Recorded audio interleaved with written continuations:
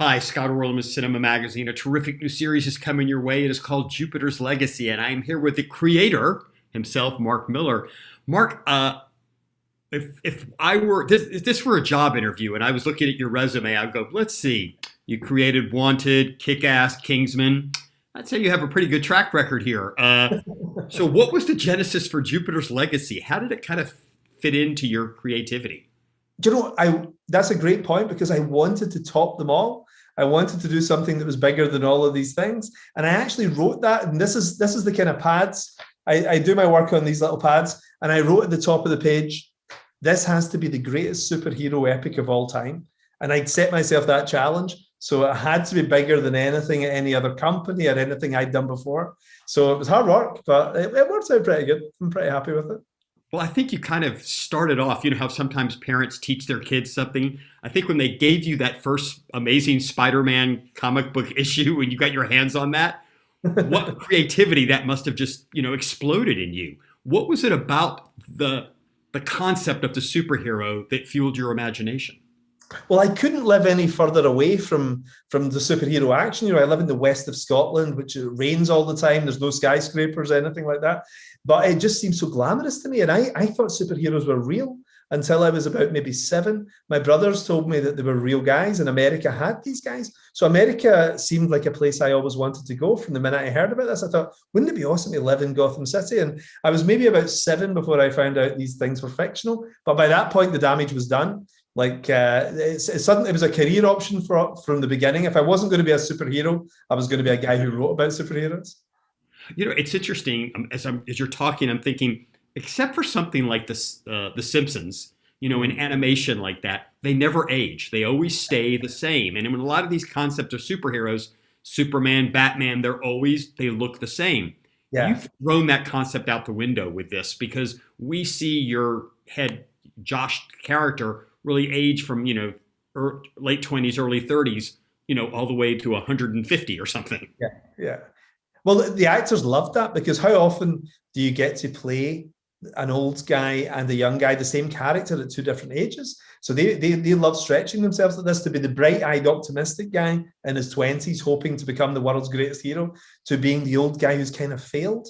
And it's usually that's done by 2 different actors, so they had a ball with the makeup and, just see what they're going to look like as old people. That's what I said to them. This is like a glimpse into your futures, guys. As sadly with you, I lost my father at an early age, and there's always trying to make this connection. And I was wondering, as I'm watching this, there's such a strong sense of passing father to son and what this goes on. How much of your own relationship were you utilizing in telling the story?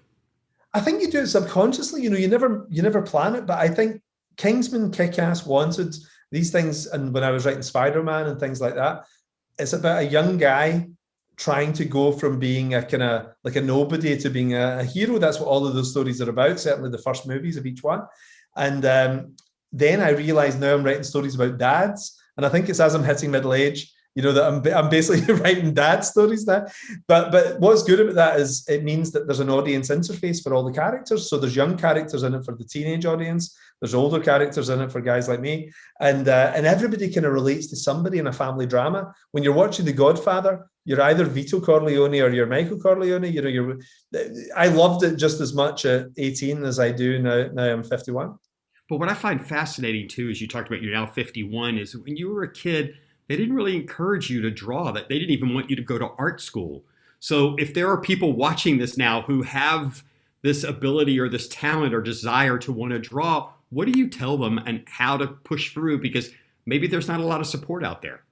Well, it fascinates me that people think that a career in the arts is a risky one or a dangerous one, because every career is kind of risky, isn't it? I mean, you've always got the risk that it doesn't work out or you're going to be replaced by a robot or whatever in whatever job you do. But one of my friends does surgery and he says there's robots already doing what he's been trained to do. So you would think there's nothing safer than surgery, and yet you could be 10 years away from being replaced by a robot. So I think the trick in life is to do what you enjoy doing, and whatever you enjoy doing, eventually a career comes of it, because if you enjoy it, you're probably pretty good at it, and you're going to get better at it because you put the hours in. So the money and all these kind of things that will come eventually, and I say this to my own children, I'm like, just find how you would like to spend your day and try and get a career out of that. And if that's drawing or writing or something, go for it, because not everybody's blessed with that inspiration. Not everybody wants to do this. So get out there and make your mark in the world. Well, thank you for making the mark of the world. I'm disappointed there are only 8 episodes. I want to see more. So keep going back and creating. Mark, this is Scott Orlin. Till next time. Nice to meet you.